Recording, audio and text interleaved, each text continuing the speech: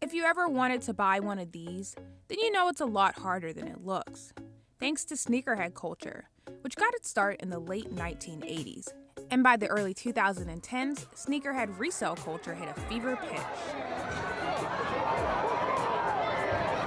That's right. People were fighting over sneakers today. It's all over this shoe. A shoe shoppers say cost them $180 a pair. Finish Line and all the big sites crashed last night. By mid-afternoon, hundreds had appeared for sale on eBay. Yeah, I'm gonna resell it. You're gonna resell it? Yeah. Anybody wants to pay $1,000? In 2022, the global sneaker industry was valued at nearly $86 billion, with the market predicted to reach $128 billion by 2030. And the sneaker resale market is also huge, projected to grow to $30 billion by 2030. That's why a phenomenon known as sneaker botting has taken off alongside the sneaker craze, making it harder and harder for many to get these valuable sneakers when they drop.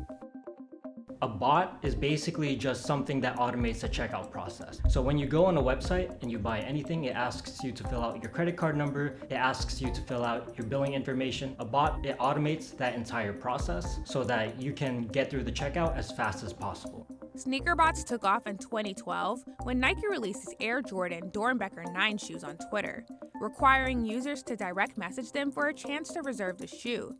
This led to the creation of bots that DM'd Nike when it found keywords like RSVP now and Dornbecker. The bots were able to react faster than humans. Man, bots are like a thorn in my side. I'm now competing with them all the time for special releases and collabs. It takes the fun out of the hobby, and that's kind of what it is. At least for me, it's a hobby, it's a passion. But for some, it's also a booming business opportunity.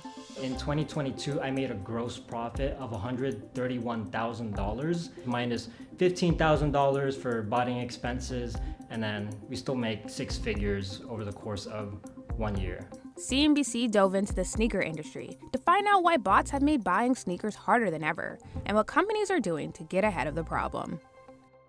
To understand bots and the issues they raise, let's take a look at how sneaker shopping has evolved. Until just a few years ago, customers would camp outside a sneaker retailer such as Foot Locker, waiting in line for a slim chance to buy a pair of shoes. Now, in the digital age, instead of waiting outside, you're waiting in a virtual queue. In that physical world, there's unwritten rules. You don't jump the queue, you don't let people in front of you, you are patient, you are being served one by one. Now we are not talking 500 people, we are talking millions, sometimes 5 to 25 million or 30 million people in a queue coming into the website wanting to buy those goods. And that's a mix of bots, and there is no transparency on who came first. Sneakerheads rely on platforms like Nike's Sneakers app to buy highly coveted shoes at retail price. But with the shift to e-commerce came the rise of bots, and they've only gotten better at gaming the system. So there are good bots, like the one that are crawling the internet, updating search engines and Wikipedia and a lot of stuff that we all benefit from. And then there are the bad bots, bots that are, we could call the parasites of the internet, which purpose it is to get into the web shops, buy a lot of the goods ahead of people in order to sell them on the secondary market. A 2021 study from cybersecurity company Imperva found that 42% of internet traffic was non-human, and nearly 24% of retail site traffic came from bots with malicious intent. Check, another cybersecurity company, estimated that 1 in 4 Black Friday shoppers in 2022 were fake. Everything that is a high-ticket, high-demand item, especially if there's scarcity involved, is a prime target for scalper bots. Jesper Essendrop has experience fighting bots with a top sneaker brand as CEO of Qit, an IT company that specializes in controlling internet traffic with virtual waiting rooms. If we look at some of our biggest sales of high-profile goods like sneakers, we see something between 40% and 95% on all traffic coming into that web shop is from bots. Once sneakers are purchased using bots, they are often resold on third-party platforms like StockX, GOAT, and Flight Club. And exclusive drops can bring in huge profits for resellers.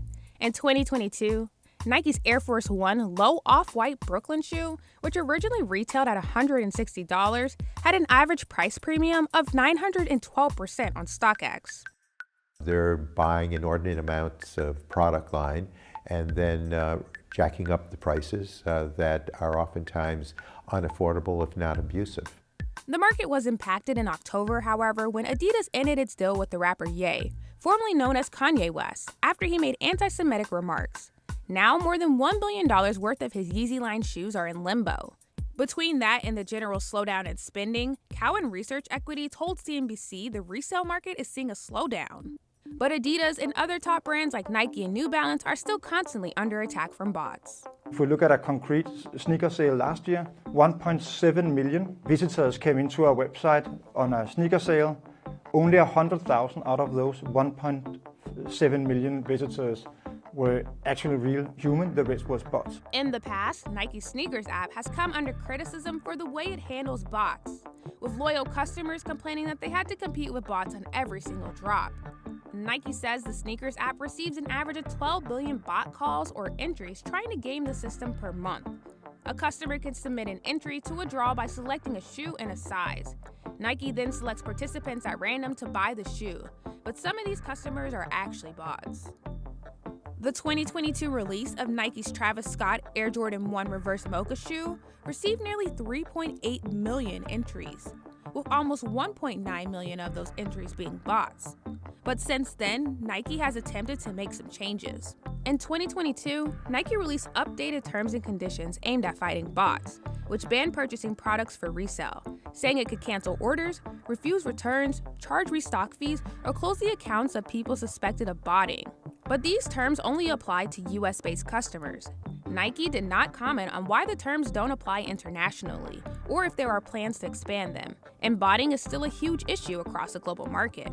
I just want one pair in my size. I actually want to wear it, and bots just kind of will eat up 50 pairs at a time, and they just all end up on the resale market. So how does this all work? We asked one of the people behind the bots. The amount of sneakers that I bought can really vary from month to month. Sometimes I'm able to buy hundreds within a single month. Sometimes I bought less than 50. Meet Nova, known as Botterboy Nova on YouTube, where he has amassed nearly 200,000 subscribers by teaching people how to bot. I got one. Got another one. I run the biggest, most popular sneaker botting YouTube channel. Nova is a self-proclaimed sneakerhead and has been botting for around 4 years. I was seeing a lot of these botters take so many sneakers away, and I thought I was at a disadvantage. So I thought to myself, you know what? How do I get one of those? Nova asked not to reveal his real name because of security concerns. Around 2017, 2016, there was a real stigma in botting. I basically put a face on what botters may look like. And at the end of the day, I'm just a regular person. And he's not the only one. There are entire botting communities made up of people just like him. And serious botters join paid membership groups called cook groups, which provide access to resources like release guides, insider tips, and restock alerts on platforms like Discord and Slack. Your cook group is basically your bread and butter. They tell you what websites to go for, what shoes are profitable, what shoes aren't profitable. The vast majority of them, especially the best ones, they can range anywhere between $40 to $100 a month. Cook groups help botters learn the basics, but there's still a learning curve for beginners. I guess I could bot myself to just get one pair for myself. I honestly am not very tech savvy, and I don't really care to put the energy into that. I just kind of miss back in the day when you just walk into a store and just get it, and it's not really a hassle. Botting can also be a costly hobby. You need multiple bots because you need to make sure all of your bases are covered. And for each of these bots, some of them have renewal fees ranging anywhere between $50 to $80 a month. But Nova also spends less on bots than some, because he's often given free bots in exchange for promotion on his YouTube channel. Normally, bots can be rented for as little as $5, while others have purchasing fees reaching into the thousands. Which brings up the question, is botting fair? At the end of the day, there's not enough sneakers to go around for everyone. So, long story short, you have to work as hard as possible to be able to obtain the sneakers for retail price. It's unfair, I would say, and it's just more of like a memorabilia thing. If they're only making 500 of these shoes, I want to be one of those people that has one. Buying, renting, or using a bot to purchase sneakers may violate the terms and conditions of retailers, but it's still legal. I don't think botting should be illegal. There has been a few times where legislators are trying to ban retail botting, sneaker botting, things of that nature, but nothing ever came of it. This has become more and more of a common occurrence, a phenomenon that is totally anti-consumer and anti-small business. In 2016, Paul Tonko introduced the Better Online Ticket Sales Act, or the BOTS Act, which outlawed the resale of tickets purchased using bot technology. However, the effectiveness of the laws in question after a fiasco in 2022 over Taylor Swift tickets led some congressional members to accuse the Federal Trade Commission of not enforcing the law. The FTC's only case of enforcing this law came in 2021, 5 years after it was passed. Also in 2021, Tonko introduced a new law that would act like the BOTS Act for retail sites instead of ticket sales.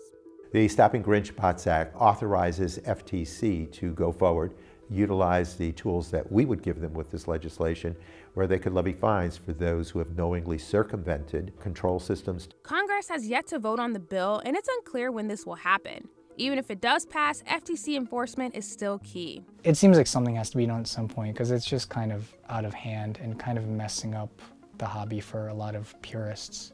I feel like it's going to be a law that's going to be impossible to enforce because at the end of the day, some of the bots are so sophisticated now where telling whether or not it's a human or a machine would be impossible. For now, it's up to retailers to implement anti-bot measures. Some brands use CAPTCHA methods, which help identify a bot as a non-human, and companies like Nike have implemented raffle systems instead of the first-come, first-served drops that give bots an advantage. Recently, as of 2023, my success with Nike has been in the gutter. I've not been copying anything from the Nike sneakers app. People are successfully able to still bot Nike sneakers. However, the way in which you have to go about it, you have to really understand how the Nike filter works. Nike did not comment on whether customers using bots are still finding success on the sneakers app or if there are any updates coming to its raffle system. Bots can make up 10 to 50% of entries, depending on the demand of the launch. For example, almost half of the entries for the recently released Travis Scott Air Jordan 1 Low OG Olive shoes were bots. But Nike told CNBC it has up to a 98% success rate combating bots in the highest demand launches. Nike probably has the most advanced and intricate anti-bot systems, and they're actually quite effective in stopping bots. When you press buy now, it says, hey, you're in line to purchase the item. You're not actually in line. This is actually a raffle. So it's a raffle that lasts for 3 minutes, and as Nike is taking in the entries, it's filtering out all of the bot entries and all of the duplicate entries. Companies like Ticketmaster and Fabletics lean on third-party services such as Qit to help filter out bots. We are basically what we call a virtual waiting room that can monitor whether or not this is a human being or a bot, and we try to do our best to kick all those bots out. Still, sneaker botters can often bypass these measures with loopholes like jigging, slightly changing their address, name, or other identifying information. At the end of the day, it's still up to retailers to regulate botting. There are some websites that really don't care about botters simply because sometimes their only goal is to sell out. And if your goal is to sell out, then it doesn't make sense to create a barrier between someone trying to purchase your sneakers and someone trying to sell the sneakers. As botters get more advanced and sneakers become more exclusive, will sneakerheads without bots ever regain a chance at scoring the latest drop? For as long as it's legal, I think I'm going to keep botting because simply put, if a human can do it, then a bot can do it too. And as long as there's items coming out, whether it be sneakers, new generation consoles, GPUs, where the demand far outweighs the supply, then there's money to be made. I understand people out to get their money or whatever, but it kind of just destroys the fun for people like me. Find something else to make money, right? Keep the rare shoes for the people that want them. Fans, that's what we are. We're fans. Stop.